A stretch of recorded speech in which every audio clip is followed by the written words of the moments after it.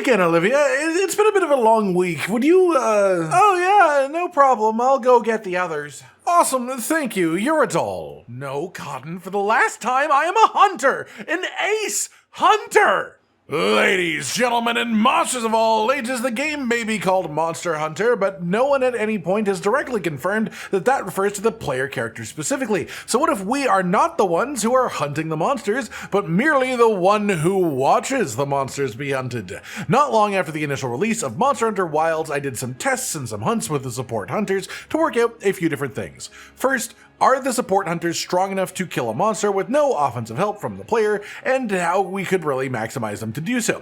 Back then, which to be clear was before even the first title update for the game, so base game Wilds, the support hunters were able to fully kill a frenzied Yonkou in under 2 minutes, which isn't that impressive, but that gives us a general baseline of DPS, and then they were able to kill a 7-star tempered gore magala in right around 25 minutes, which is really not bad at all, given it was 4-player scaling, and I contributed maybe like 500 damage through the hunt.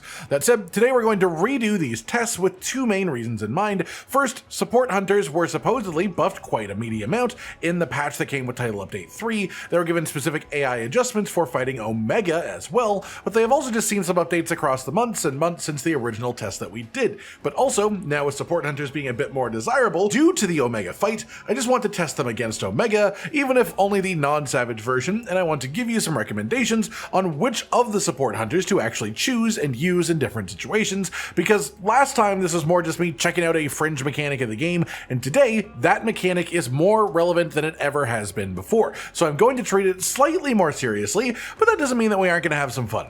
That said, the main goal today and the main background footage you'll be seeing is from a hunt where I picked what I view to be the 3 best support hunters to take on Omega without me actually being a part of the damage dealing. Instead, my role is entirely supporting the support hunters, and when it comes to it, giving the monster a little love tap, either to reset the support hunters because sometimes they just stop fighting unless the hunter actually hits the monster, or at the very end of the hunt, support hunters are simply incapable of fully killing a monster. They can bring them to 1 health, but the player must always be the one who deals the final blow. It's just a thing that Monster Hunter has always done. That said, as for what I'm going to be using myself in order to boost the support hunters, this is the same set that I used for the previous test with them in the base game, with some slight updates. 4 pieces of Blanganga armor for the Warcry set bonus, which applies an attack buff to all allies, specifically being a larger attack increase for palicos and support hunters than it would be for real players. So it's even more relevant for this than it would ever be otherwise. Then otherwise, the set is just fully for support. My whole goal is either to apply buffs to teammates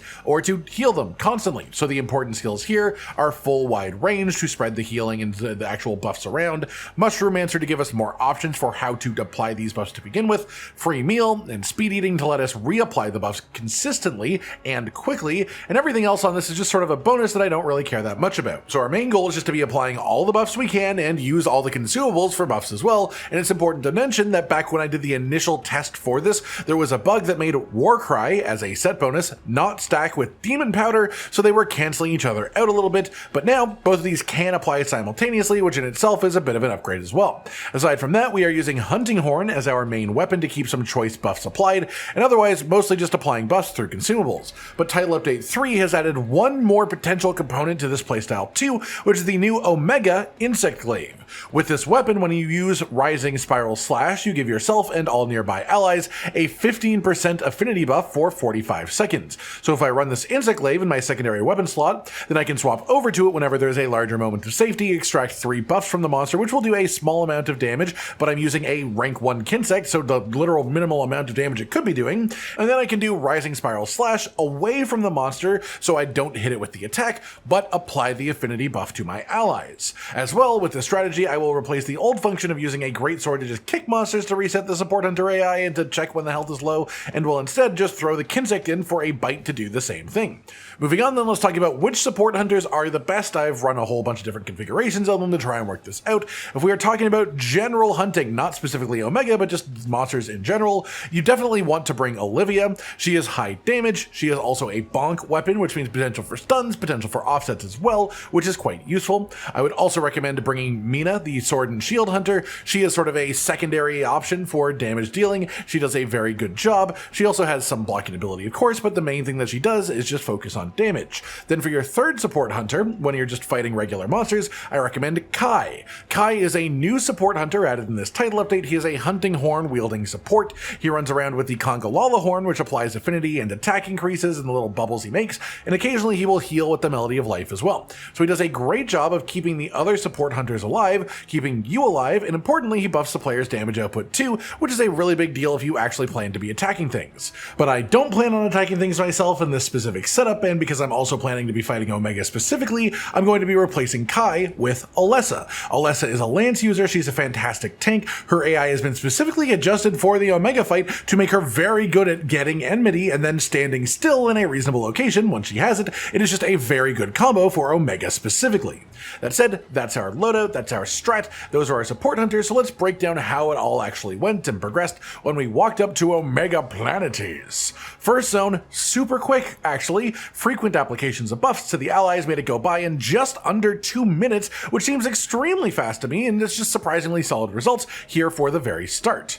The second zone was definitely more of a task to get them through. This one took about 9 minutes total start to finish, with most of it being in the Panko character mode where he just goes all crazy on it, and while for the most part I tried not to help the support hunters with actual damage, I did pop the final leg wound to push him out of Panko tractor mode because they were just really struggling to get the final one. They did the other ones, but the last one they did not do, and I did not want a random wound pop being the difference between succeeding and failing the hunt. That said, a bit later on they pushed to the next zone, so we're now about 11 to 12 minutes total into the hunt at this point.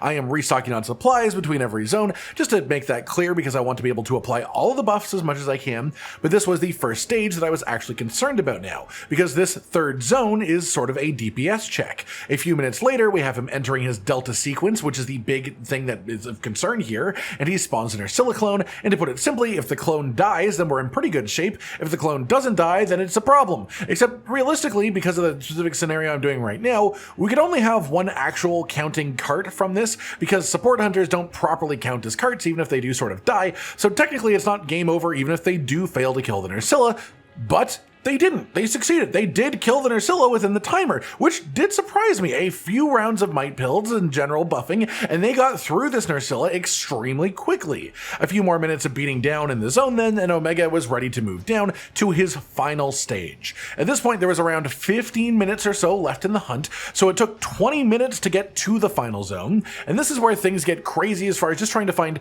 any moments where the support hunters are able to actually hit Omega Planetes, and they really did their best. But considering it's the last section of the fight, it's sort of crazy that it took the amount of time that it did. So to sort of spoil everything, they do kill it.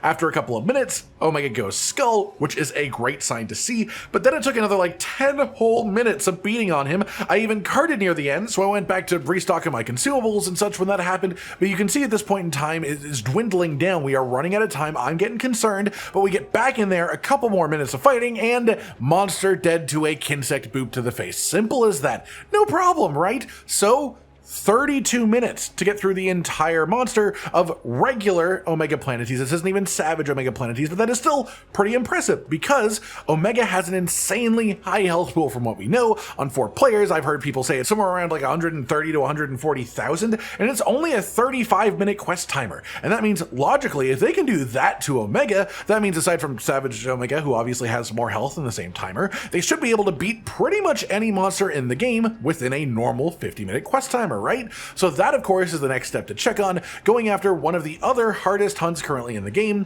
and the target we're going to choose here is going to be a 9-star tempered Seregios specifically, especially as I have one in the arena, which makes it a very solid testing quest for something like this. Some things to note with Seregios as well is that while he isn't the healthiest of the 9-star tempered monster, he is still up there. He is in like the top 4 healthiest 9-star monsters, and also this is a 5 purple star quest too, so the hardest version of him it can be, and because it's Seregios, he's actually extremely mobile, being the most mobile of the 9-star monsters, and that means it's really hard for the AI to hit him. As players, we can predict his movements a little bit, line up our attacks for when he's going to land from his own attacks, but the AI has to wait for him to do something and then react. As backwards as that sort of sounds, that is how it works. That said, the first thing that I did with this was to see if I could get these support hunters to literally just do everything without me buffing them, without me even attacking the monster to get their attention. Their AI is weird in that they will stop attacking a monster if you are close to them and not hitting the monster, but if you initiate combat with the monster, then leave by like fast traveling out and then just stay far enough away,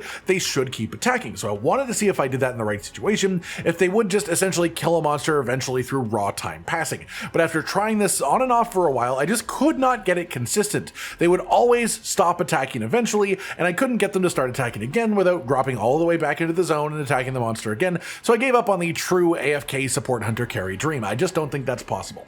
Instead, let's just treat it the same way we did for Omega, where we're wandering around, applying buffs to the support hunters and attacking them every once in a while, just to keep them actually looking at the monster. That said, Alessa is incredible for Omega, as we mentioned earlier, but not overly useful outside of that, so the three that I recommend having with you are Olivia, Kai, and Mina. Kai's damage output seems to be similar to both Alessa and Rosso, but with the addition that he not only will apply heals to the team consistently, but also he applies offensive buffs that I'm not providing myself, so he ups the damage of everyone as a whole in the hunt. We then take them to this 9-star Seregios quest in the Wounded Hollow again, and let them get to work. The results? Well, Omega was the main thing I wanted to test today, so we'll go through this part a little bit faster, but to put it simply, even a monster as agile and mobile as Seregios is, full 9-star with 5 purple stars as well, he is easily killable by full support hunters if they are being buffed consistently. I treated this mostly the same as I did the Omega hunt, mostly just focusing on buffing them, occasional traps as well, even some flash pods, but due to user error, let's call it, the flashes never resulted in like a knockdown from the sky.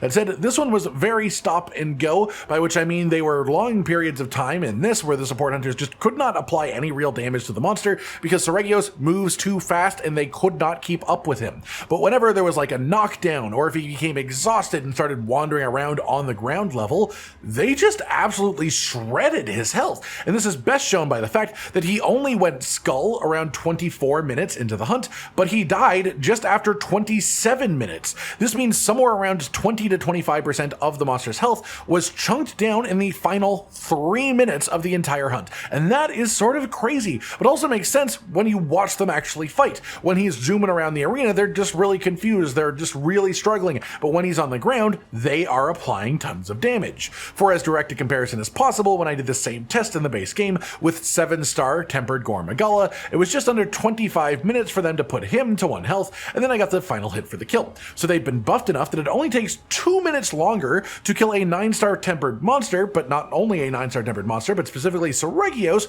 who is one of the hardest for support hunters to actually hit. So it really shows how strong these support hunters have gotten over the last few updates, and then also the added benefit of the affinity buff from Omega's new insect glaive on top of it all too. That just about does it for today, then everyone. A new and revisited look into the raw power of support hunters in Monster Hunter Wilds. Of course, all of my tests today were just with me fully focused on buffing them, barely ever choosing to hit the monster myself, other than to make these support hunters keep fighting and to confirm the kill when low as well. I'd say I contributed probably less than 5% of the overall damage in either of the example hunts here, but that was just to show what they are capable of. In realistic scenarios, you will be attacking alongside the support hunters, and so it will get a lot better and a lot faster, but this is just to say that support hunters are now genuinely good, even in the hardest hunts in the game. They can do the bulk of the heavy lifting if you have them alongside you, and to show you exactly how good they are in practice. I hope you've all enjoyed this then, and let me know your own thoughts on the support hunters down in the comments below. Like if you liked the video, subscribe to the notification bell for more, and most importantly, ladies and gentlemen, until next time, stay sweet. Josh, Cotton, and Hollow with the videos, dropping the humor like a hammer on your tippy toes, bringing entertainment on a daily arrangement to take our insanity and turn it into entertainment. Yes, I said entertainment twice, to reiterate that it is nice to look into your faces on a mostly daily basis when you let us in your homes to make the whole world a stage. Goodbye.